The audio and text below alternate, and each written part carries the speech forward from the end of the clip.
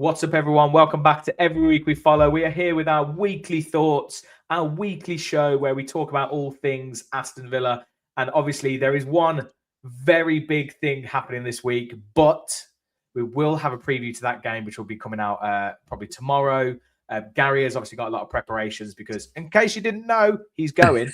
Fucking hell, mate. That's not gloating, by the way, people. I know some people are like quite sad they can't go. I can't go. I'm going to be sat in here watching it on my own because I can't even go to any of these fanfare watch-alongs or anything. I'm going to be sat here in my kegs with a pizza. Actually, probably won't be in my kegs because I will be doing a watch-along. So anyway, if you are new here, please do hit that subscribe button, hit the like button, and it's a Monday, so your hype should have refreshed as well. So hit those hypes as well. Yes, thank you everyone for your support this season. We've surpassed 2,000 subscribers. We're on 2,081 or something like that now. It's crazy, mate. Let's aim for 50 likes on this. I don't know how conservative that is. But yes, let's go for it and see if we can have a big end to the season. Gary, how you doing, mate? Try not to talk about Turkey too much. How you doing? It's not like I can think about anything else. But mate, I was good. I woke up in a positive mood because of going to the place that should not be named, right? And then I just told you, I bought a brand new power bank that fits in with the regulations, and it's fucking broke. It's not working. I've charged it, and it's got an error code saying 118. I've just googled that. It's gone. Yeah, there's a. I love those 118, by the way. All I can think about is those guys with the stupid 118. And it says it's an internal malfunction. And I've just tried to message the company and they're not fucking responding. To be fair, it's only been 20 minutes, but I'm just fuming because now I'm going to have to probably go out and buy another one and I'll be down money. I haven't really got this trip is like an impromptu thing that I wasn't expecting. So first world problems, mate. But yeah, apart from that, all good. Yeah, good. We will be talking about a few different things. So one is around Emery responding to all the offers talk. It's amazing how all these links come out and everyone says, oh, he's on the list. And like I've consistently said, if you're looking for a manager, he will be on your list. Whether you get him 100% is a very different thing, right? It's like I can sit there and go, on my list is a new house, but I'm not. This doesn't quite work like that, does it? Well, do you know what? Like, Mark Goldbridge did a skit on it going basically Man United should try and go and get him, but the problem you've got is he's contracted to Villa till 2029, whatever it is. Like, you're not just going to go in and come to Man United and have no control over anything. Where would he go? Like, I don't understand. People talk about it, and I get the timing of it, and we have definitely said that the Real Madrid thing is the one thing that's worrying, right? Because he has spoke about the fact that he'd always want to go there and all that kind of thing. And that's still up in the air and that's still floating about. But I just feel like he's really on the cusp of something here, like, right? It's and you talk about we're on the edge of greatness. I think he's building something here. It's not finished. I just don't see him leave. I don't see him just going. I think Emery has gone from club to club, right? Particularly before he went to minus Arsenal and PSG.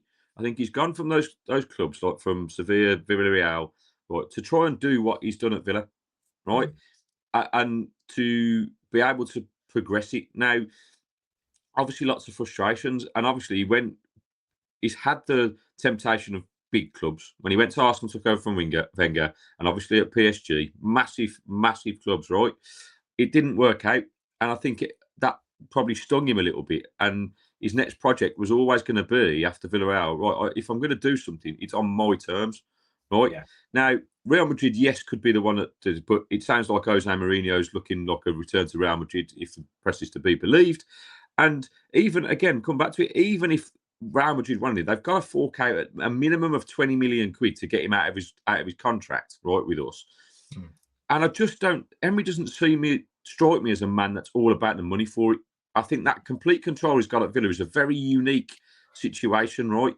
And I mean, obviously, I've got rose-tinted glasses. We're about to go to European final, and I want this guy to stay at our club forever. I know that's probably not going to happen, but I don't think he's leaving anytime soon, mate. I just don't. I think, like I said, I think I think he's probably at least another couple of years until he hits potentially where he's kind of sitting there going, is the job done? I've got Villa to a play the furthest I can really get them without being here another 5-10 years. That's the only time I can see it. You know, if we manage to get Champions League again next season, 3 times in 5 seasons, and then we're kind of becoming a little bit more sustainable as a club in terms of the money side. He's balanced the book, everything's sort of like he's just completely took us to a whole other level. It's then like, well, the next push is like we talked about Premier League or trying to compete for the Champions League. And it's because the simple fact, if he does that, right, the simple fact, if we were to get Champions League again next season, right, that means you bring in the caliber of player that understands that you're bringing Champions League players, right, that they understand that the club is going places, that because it's not a fluke, it's 3 seasons out of 5, like you said, it's what the best players want to do. They want to be playing in the Champions League year in, year out, so that, you know, you're unlikely to get the top quality players if it's just like Newcastle, you know, no disrespect, but a flash in the pan where you have a couple of games and then you don't know where you're going to be. The whole basis of his project at Villa, you know, in the rise of the villains, it's all about legacy. It's about building something. And I truly believe that, and I've said it all season, right, close to greatness, mate. Win this European trophy. And I think it's not about just winning one. I think it's about going on and really building something that could be sustainable and compete every season. And that's what the dream is, right? You know, it's going to cost everyone a fucking fortune, as we know. Right? I've got my complaints about the club. The commercial side of Villa is poor for me, man. Like, but got a long way to go. And I don't mean in terms of what they're doing in terms of global sponsors and all that. What they've done is to grow is great. But on a club level, like, you know, just little things that affect you on a day-to-day fan, like that shirt, for instance, that was released for the final. You know, 1,000 of them released. Obviously, they sold like fucking. It's not just enough. I don't know why they haven't mass produced it. Like as if, you know. Well, it's a limited edition. Mate, I get to it, but it'd still be limited edition. If it was 25,000, it'd still be limited edition, mate. To do 1,000 on a couple of days before a cup final, right? And advertise it as 10% goes to the Villa Foundation. Right, so you're talking about a charitable cause. You've cut off your nose to spite your face. You've sold 1,000 of them, obviously. You could have made quadruple that for the charity. So why wouldn't you just do that? I don't understand. Like, if you're going to do a limited edition shirt with it on, fine, keep it to that and go as 1,000 limited ones. Like, but to put the foundation on there, you've cut them off at the knees and go. Well, you've restricted them to the money. It makes no sense. Are you going to be wearing that shirt on Wednesday? Yeah. Yeah. That was just there. You guys. Because obviously, I had no chance of getting that shirt, but I did go to this club shop yesterday and waited an hour and 40 minutes, right, to get this. I don't know how you've done that. Look at that. Very nice. And on the sleeve, nice. Right? And on the sleeve, we had to go and get the old Europa League badges. And hopefully, obviously not limited edition, but if we win it, this baby will be framed. Well, if we win it, because it'll be, I'm going to get winners 26 on the back. Mate, but you got to like, I don't want to talk about that, but like, regardless of if you can get anywhere near any of the players, you need to get it signed or something, and then get that on your get that on your wall. Speaking about Emery, I mean, there was a little piece in the Birmingham Mail. They asked him about offers, and you know, offers of management. He just said yes, of course. He admitted. He said after so many years, you live with it. But as in, he's had offers whilst he's been at Villa. He said, but when I'm focused on competing, nothing distracts me. I'm completely focused on the team's objective. It's a little bit vague. It has to be vague because he can't say anything in stone. And also, I don't like the fact he says, whilst I'm competing. And I'm like, does that mean in the summer when you're kind of like not actually working on stuff, are you going to be thinking? But who knows?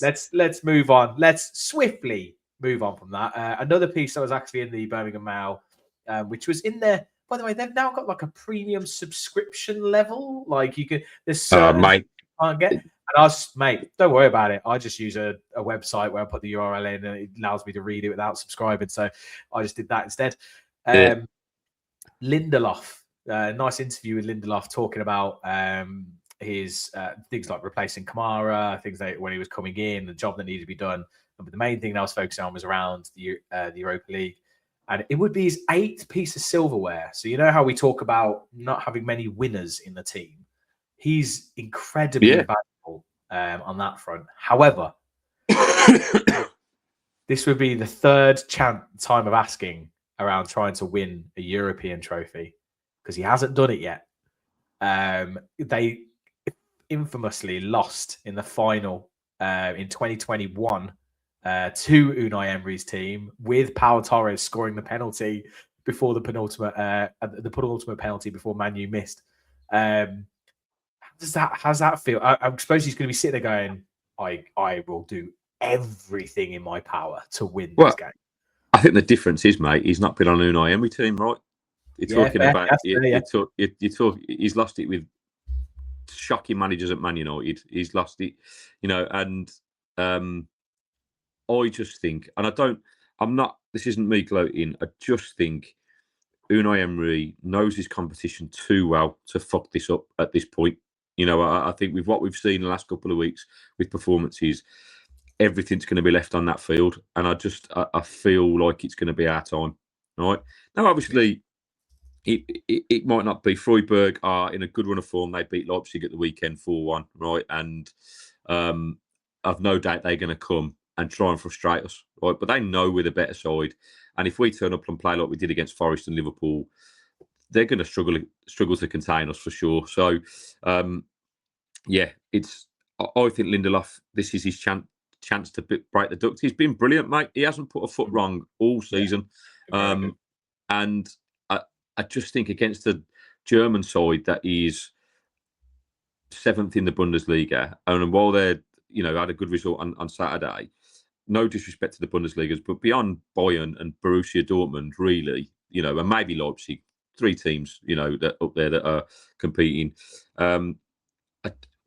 We should be okay. We should be, but we've got to turn up. If we turn up, we win. If we don't, we give Freiburg that opportunity to get settled. They are the underdogs. It's a European final. It's one-off. You never know, right? But everything's pointing to a Villa victory here. And I think Lindelof, with that experience, could be the catalyst that brings it home, mate. I think he's going to be massively important because he was brilliant against Forest, and that's what we need. We need that level of performance, and let's get him that 8th piece of silverware. Yeah, I mean, we'll talk. Obviously, we'll go a bit more into depth tomorrow. Hopefully, we're going to try and get a opposition preview. So we're trying to get someone who knows a bit more about German football than we do. Yeah. If we can't, we'll try and do some research beforehand. But the one thing I have been looking at, because there's one thing that was tickling in my mind and niggling away at me, was just Villa's away form now. Obviously it's not home for Freiburg either, and their away form's pretty poor. I think they haven't won in their last 4 away from home. I think we haven't won in our last 3 away from home, although in the Europa League, obviously winning again away at Bologna and Lille. Yeah. But yeah, we've been a bit shaky away from home. They're not great away from home. Yes, they're on a okay run of form, and they obviously beat Leipzig at home. I don't know how much that's going to play into it, this kind of neutral ground element. Yeah, I don't know, mate. You would like to think, with the experience of those certain players that have been there, i.e. Lindelofs, Tillemans, Martinez, these are players that I've got, Torres, Pau Torres, that have been there, done it, and wore the t-shirt. I think we should be able to do, like you say, it's a neutral ground, and that is what finals are for. So it shouldn't really matter, home or away. Villa fans are going to bring the noise, that.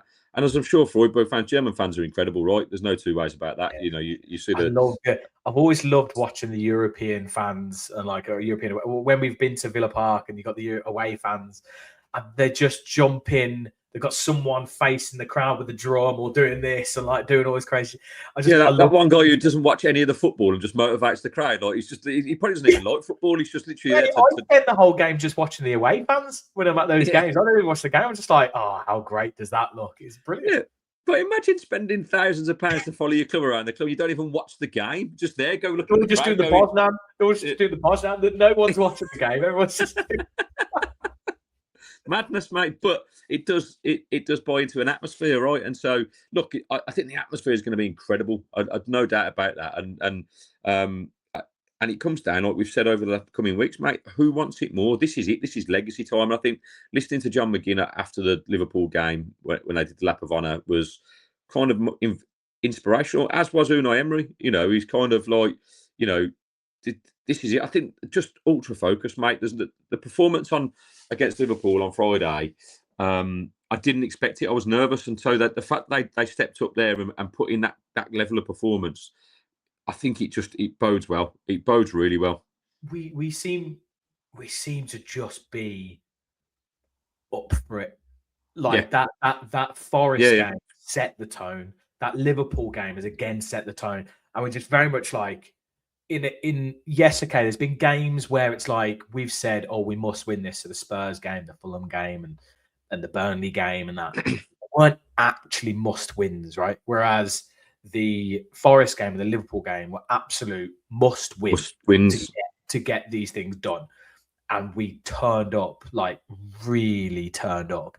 And I feel like the Mate, I'm convinced most of our team are ADHD. They must be because they perform so well under pressure. Well, you know you say that, but previously that hasn't been the case, right? So, I just think we've learned. I feel like this club, and especially the core players that have been there a while now, and they are still playing these games. They've got those memories and they've got those experiences of losing at these key moments, and they're like, that's not happening again. Well, mate, like you said there, it feels like we're up for it. And we've talked about this so much on the pod about the desire and the passion to want it more than anybody. You know, Ollie Watkins in the last couple of games, mate, has been fucking unplayable. He's been unbelievable. And you know, he said though, right? I think he came out and said something about it. He felt like it was a rocket up his ass from people were kind of disregarding him and dismissing him a little bit and saying he'd fell away, and he said it just gave him this motivation. He's been watching, but I think it was probably Mr. Tommy T. Nah, mate, well, it probably was, but we'll just say it was me. He's watched this and he's gone, I'm going to prove that bull fat fuck wrong, right? And I'm happy, mate. I'm happy to eat the humble pie because obviously I wasn't expected to get to the final. So winners 26 will go on the back of this if we win. And I obviously said that I'd get Watkins on the back of my shirt, so that will go on my home shirt. Watkins will go on the back of my home shirt, and I'll get the printing done at the same time. And it'll be when I get back off from holiday, because obviously I'm fucking disrupting the whole world by going to Istanbul. I can't enjoy it yet because I've got so much to do, and you know, because my whole family are going away and shit to work out today and tomorrow. So until I get picked up to the airport on Wednesday morning at 2:30 a.m, right? I've just had a message from BM Talksport as well, because they've just landed this morning at 6 a.m. And he's like, mate, it's hilly as fuck to get to this stadium, bring you walking. I'm like, oh man, that's just what I need. 48 hours in the hilly fucking place, right? So it's all right. Yeah. Just get your man to pop an Uber on the old business. He'll be fine. Just Uber around.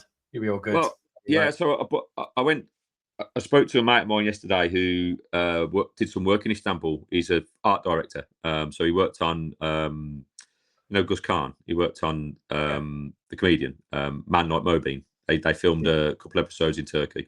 So he was out there for 3 weeks filming. And he was like, mate, Istanbul's beautiful. Such an amazing city. But, mate, he's like, the traffic is horrendous. So, okay, don't get an Uber then.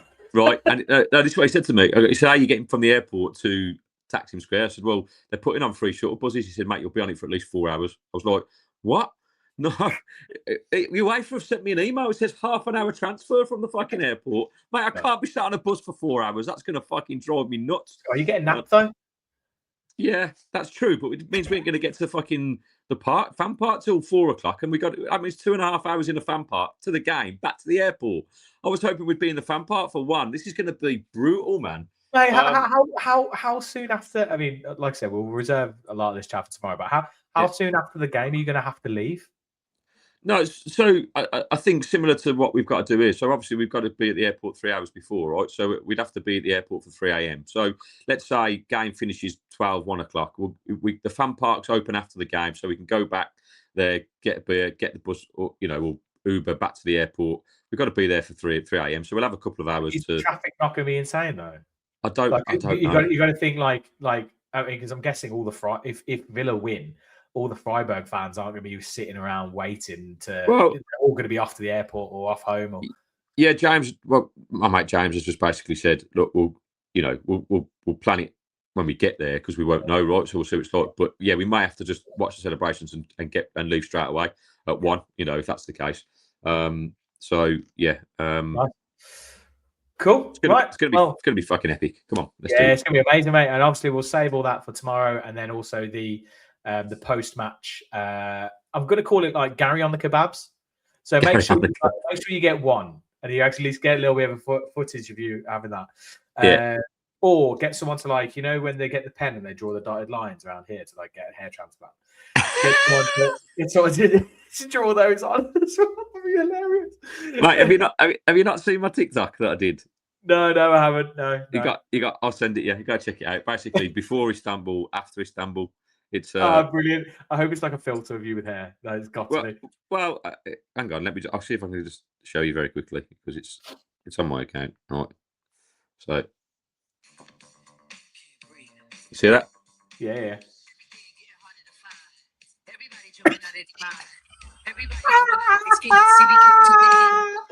Oh, brilliant. That's amazing. I love that. That's very good. Very good. Right, that's going to wrap it up. Obviously, the things that we have got coming up, like I said, Friday preview, Gary on the kebabs, the awards episode with the winner of the signed ball competition being drawn as well. We've raised £410 for Acorns. We are very, very happy. Obviously, we did have goals above that, but we appreciate everyone's support. It's all going to a word. We are going to try and do some kind of event maybe later in the year. We're then also going to have an end of season quiz. So much like we did at Christmas, I'm going to try and get everyone on, but this time with correct checked answers, unlike last time. So I'm going to try and get whoever we can from the Villa podcast community as well for that. And then we will be covering the World Cup. So something like, I'm working on the name, but like following the Lions in the USA or something like that along those lines. We'll be following Villa players in the World Cup, not just England. But just covering everything that's going on in the USA over the summer period. That's all we've got time for. So, Gary, do you want to give us your final thoughts and sing us out, mate? Final thoughts. What a week this is going to be. I've just got a good feeling about it, mate. It's been building up to this. We've said it all season. We're so close to greatness. And now's the time to take that step into that realm. And we'll see you tomorrow. And I'll see you in Istanbul. And as always, every week we follow the boys in Claret and Blue. See you.